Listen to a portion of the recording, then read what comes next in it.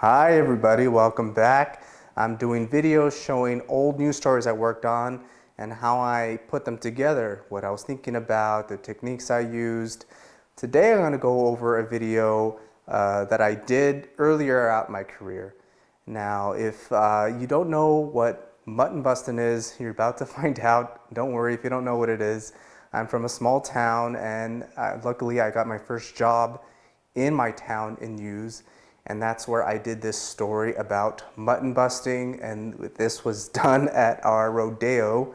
And if you don't know what that is, don't worry either. You're about to find out. So let's watch this video and I could break down how I put it together. The strategy here, hold on to the sheep for dear life and don't let go. To hold on tight and never give up. That's the advice 7-year-old Joaquin Oliveira got from his father. But when it was his turn to ride, things got a little hairy. It went good, but I fell down, but then I made it. Joaquin is one of a half-dozen finalists, all between the ages of 4 and 7 and no more than 60 pounds. It's really hard too because you have to get right under the wool and hold on. A lesson that'll serve them well as these young cowboys and cowgirls further learn the ropes of rodeo. 30-year-old Cesar de la Cruz now rides horses for a living, but started out on sheep. How did mutton busting as a kid get you to where you are today? Oh, just being the cowboy way. Kids are always wanting to ride stuff and ride calves, horses, and sheep. So started off on sheep, and now it's where I'm at today. It just teaches them the experience of the Western way, along with individualism. Grow up that you can do things yourself. Though most kids don't hold on for more than a few seconds, the all-time record here was set in the early 2000s by Taylor Brown. Hanging on to that sheep and not letting go, Ms. Brown would be on this animal over 2 minutes. This year's winner held on just long enough. His prize, a ribbon and shiny new belt buckle. And who knows, he just might become a cowboy to remember. So off the top, I use what is called natural sound, or nat. We call it a nat pop in news. That's kind of the little slang word we use. And that's the sound of the boy's father, encouraging him, light her up boys, I forget what exactly he says. But that's what you call nat sound, which is a quick, sometimes not even a second, of just something that you hear that sounds really good. For this story, it was that. Other times it could be, let's see, if you're doing a story of a fire, maybe the crackling of the fire. So think about that when you think of natural sound. It's just a quick little bit of noise from where you're doing your story that's kind of getting you into where we're at. So right off the top, we're on a sheep and we're about to get going. So from there on out, you can see the boy holding for dear life. And also, I was doing some sequencing there. So I started off with a tight shot with him in the pen, got the natural sound. Then the pin opens and I use a wider shot and you see him going. And then I held that shot till the poor kid gets knocked down. Then from there on, I just continue to try to sequence as much as I can the action. The next boy getting on, the next button, holding that shot to win the ride.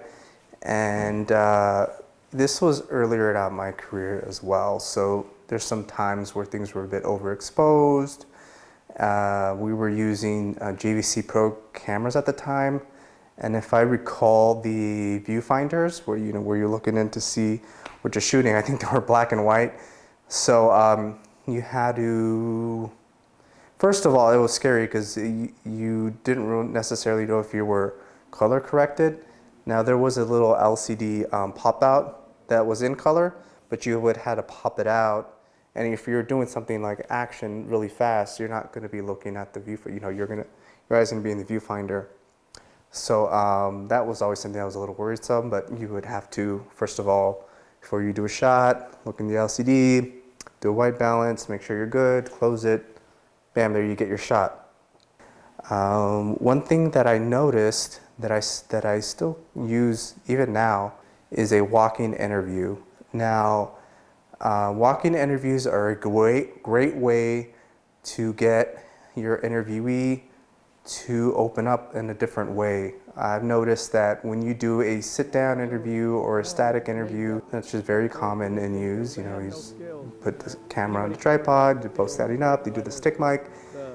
You could get good sound that way, but I've noticed sometimes when you get somebody walking and talking, for whatever reason, that person seems a little less conscious about the interview. They feel a little more relaxed, and you could get a lot different of an interview than if you're just standing up still or sitting down, locked in a location. So that's something that just to think about. Maybe if your interviewee is just being really nervous, maybe they're not really comfortable, but maybe they're just a little shy or they've never done it before. Try having them walk. You'll be surprised at the way they open up differently all of a sudden. So that's something that you could do, and I'm really glad that I saw that. I didn't realize that I was doing walking interviews. I didn't remember doing that, but that's something I still do now. Not all the time, but at occasions. Because you could also use that shot if the interview doesn't end up getting used while they're walking and talking. That's a great cutaway shot when you're setting up who you're speaking to. Have both the reporter and the interviewee kind of just walk past you, and then at some point let them leave frame. And then if you're going to do the part where you're doing the stand-up interview, then you could go to that shot where they're standing. So that gives you a cutaway. I think that's pretty much covers what I was looking for in this video. And then again, this was very earlier in my career. And one thing I will say is be very creative when you're starting off. You probably are going to have a lot of energy, and you're going to want to try a lot of different things and do everything that you want to try out. And this is the time when you're starting off. It's the time for you to try to find out who you are as a shooter. You're really going to start establishing kind of go-to techniques that are going to be the staple of your career later on, things that you're really going to go back to and use over and over again. So take that time when you're starting off to really refine yourself, to try something that you've been wanting to try or something that you think about. Try it because that time when you're starting off your career, that's the time to really find out who you are. So think about things, sleep over things, be excited, and get out there and make content. So thank you for joining today, and we'll see you next time.